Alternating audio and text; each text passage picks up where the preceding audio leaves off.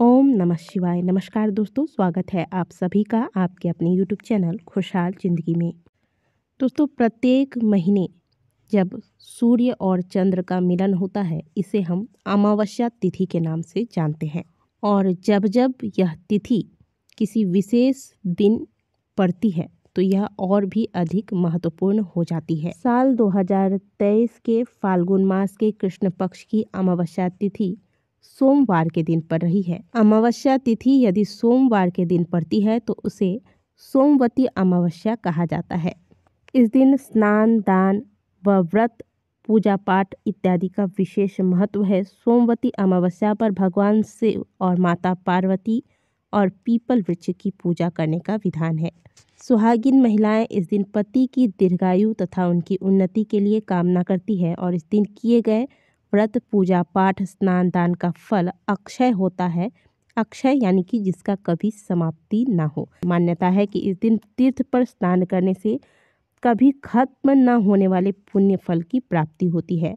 महाभारत काल में पितामह भीष्म ने युधिष्ठिर को इस पावन दिन का महत्व बताया था। माना जाता है कि इस दिन गंगा स्नान करने से पितर संतुष्ट होते हैं। सोमवती अमावस्या के दिन माता लक्ष्मी के पूजन का भी विधान है। इससे आर्थिक समस्याओं में मुक्ति मिलती है। इस दिन ब्रह्म मुहूर्त में किसी पवित्र नदी में स्नान करना बहुत अधिक पुण्यदायी माना गया है। इस दिन पितरों के लिए श्राद्ध व तर्पण किया जाता है। इससे पितृ प्रसन्न होते हैं और परिजनों को सुखी होने का आशीर्वाद देते हैं। तो कितना पवित्र यह तिथि होगा जिसमें आपको एक साथ सभी देवी देवताओं के साथ साथ पितरों का भी आशीर्वाद प्राप्त हो सकता है। साल की पहली सोमवती अमावस्या 20 फरवरी को पड़ रही है।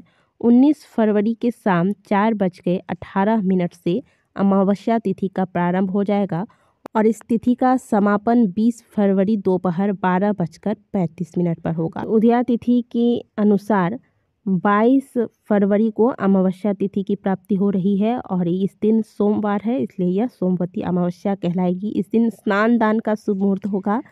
20 फरवरी प्रातःकाल 7 बजे से लेकर 8:25 तक। प्रत्येक महीने के कृष्ण पक्ष की अंतिम तिथि से ही अमावस्या तिथि का उद्गमन होता है और इस दिन प्रेत आत्माएं हों या फिर नकारात्मक शक्तियां हों, ये बहुत अधिक प्रभावशील हो जाती हैं।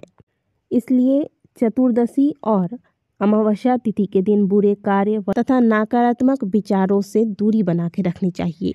इससे मनुष्य के जीवन में सुख आता है तथा आज के दिन छोटे छोटे से उपाय जो कि हमारे शास्त्रों में बताए गए हैं अवश्य व्यक्ति को कर लेनी चाहिए। मान्यताओं के अनुसार इस दिन पितृ के निमित्त श्राद्ध, तर्पण इत्यादि किया जाता है। इससे पितृ प्रसन्न होते हैं और अपने परिजनों को आशीर्वाद देते हैं। इस दिन प्रातःकाल पवित्र नदी, तालाब इत्यादि में स्नान करना चाहिए तथा और स्नान के बाद कुछ न कुछ दान करने का भी विधान बताया गया है।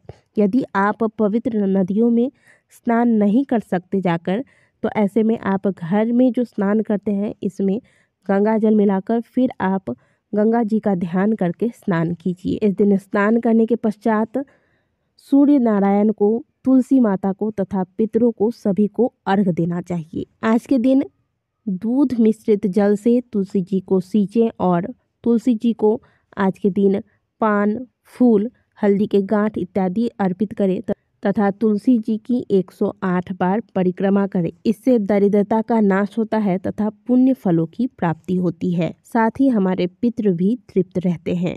इसके साथ ही आज के दिन महादेव का भी अभिषेक करना चाहिए। सोमवती अमावस्या के दिन महादेव का अभिषेक कच्चा दूध यानी कि गाय का कच्चा दूध में दही तथा काले तिल मिलाकर अगर किया जाए तो इससे कई प्रकार के दोष जैसे कि काल सर्प दोष, पितृदोष, वास्तु दोष हो या फिर कुंडली में किसी प्रकार के ग्रह की पीड़ा हो, इन सभी दोषों से मुक्ति मिलती है। व्यक्ति के बिगड़े हुए काम बढ़ने लगते हैं। दूध, दही, काला तिल इत्यादि डालकर जब आप अभिषेक करते हैं, इसके बाद शुद्ध जल से भगवान को अवश्य स्नान कराइएगा। इसके बाद यथाविधि भगवान शिव की आराधना करने के पश्चात इन्हें भोग लगाएं। साथ ही माता पार्वती की भी पूजा आज के दिन की जाती है। तो शिव के साथ साथ आज के दिन माता पार्वती की भी आरती करें और पूरे दिन ओम नमः शिवाय या फिर श्री शिवाय नमस्तुभ्यम का ध्यान करते रहें।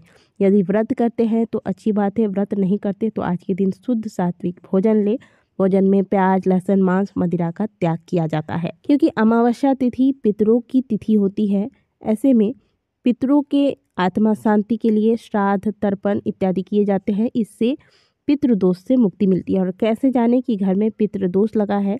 पितृदोष लगने से घर में अकारण ही लोग बीमार होते हैं, घर में कलेश का माहौल रहता है, घर में कोई विवाह योग्य लड़की है या लड़का है, उनका विवाह होते होते रुक जाता है, विवाह तय नहीं हो पाता, घर के सदस्यों की तरक्की रुक जाती है, या फिर किसी भी कार्य में बार बार विघ्न का आना, ये सभी संकेत देते हैं कि आपके घर में पितृदोष लगा है। और पितृदोष जब आपको लग जाता है तो आपके जीवन में तरक्की के सारे रास्ते बंद हो जाते हैं। इसीलिए जीवन में बहुत आवश्यक है देवी देवताओं के आशीर्वाद के साथ साथ पितरों का आशीर्वाद प्राप्त करना।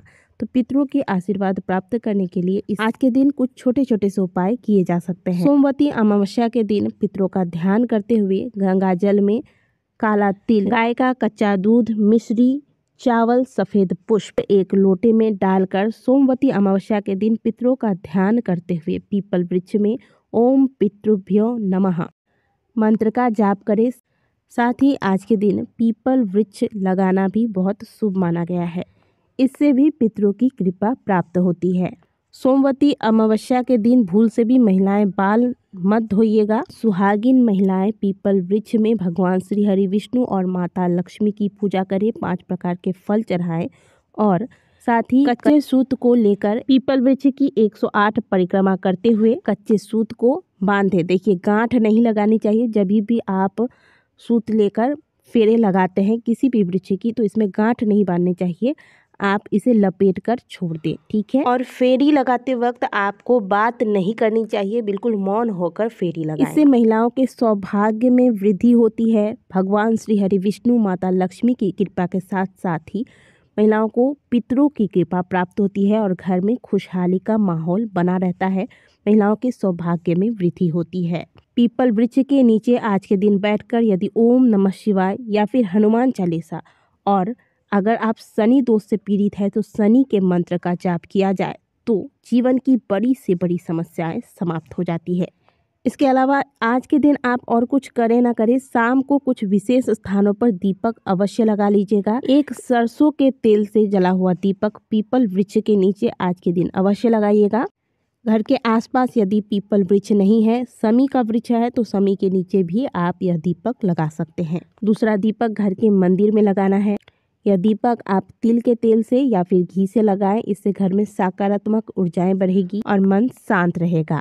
एक दीपक आपको घर के आंगन में यानी कि तुलसी जी के समक्ष लगाना है। तुलसी के नीचे जब भी आप दीपक लगाएं तो इसमें गोल बाती का प्रयोग कीजिएगा, इसका ध्यान रखें। इसके अलावा एक दीपक आपको घर के मुख्य द्वार पर लगाना है। इससे घर के अंदर कोई भी नकारात्मक ऊर्जाएं प्रवेश नहीं कर पाएंगी। एक दीपक आपको घर के दक्षिण दिशा में लगाना है। इस दीपक का मुंह भी दक्षिण दिशा की ओर होगा और आपको दक्षिण मुखी होकर ही यह दीपक लगाना है, क्योंकि यह दीपक पितरों के निमित्त लगाना है और पितरों की दिशा जो है वह दक्षिण दिशा है। एक दीपक घर के रसोई में लगाइएगा। यहाँ माता अन्नपूर्णा का वास होता है और माता इससे प्रसन्न होती है। अमावस्या की रात है तो घर के आसपास यदि कोई चौराहा है तो उस चौराहे पर एक दीपक लगाइएगा। ये नहीं कर सकते तो घर के आसपास यदि कोई मंदिर है, कोई शिवाला है, तो वहाँ जाकर आप यह दीपक लगा सकते हैं। इसके अलावा जैसा कि मैंने पिछली बार भी आपको अमावस्या में बताया था कि आज की पहली रोटी गौ माता को देनी है और रात में जो आप अंतिम रोटी बनाते हैं इसमें आप सरसों का तेल लगाकर फिर काले कुत्ते को खिलाइएगा। इससे आपके दुश्मन शांत होंगे तथा शनि संबंधित जो भी समस्याएं जीवन में चल रही हैं वो भी समाप्त होंगी। इसके अलावा यदि घर में कोई गर्भवती महिला है, कोई नवजात शिशु है, इसे कोई नवविवाहिता है, तो रात को बेवजह घर के बाहर इधर उधर या फिर छत पर घूमने से बचे, क्योंकि जैसा कि हमने आपको बताया कि आज के दिन नकारात्मक शक्तियाँ प्रबल रहती हैं, तो इसका भी ध्यान अवश्य रखिएगा। तो ये छोटे छोटे से कार्य सोमवती अमावस्या के दिन अवश्य कर लीजिएगा, जिससे कि देवी देवताओं के साथ साथ पितरों की भी कृपा आपको प्राप्त हो और जीवन सुखमय हो। दी गई जानकारी अच्छी लगी है तो वीडियो को लाइक कीजिएगा। कमेंट बॉक्स में हर हर महादेव अवश्य लिखिएगा।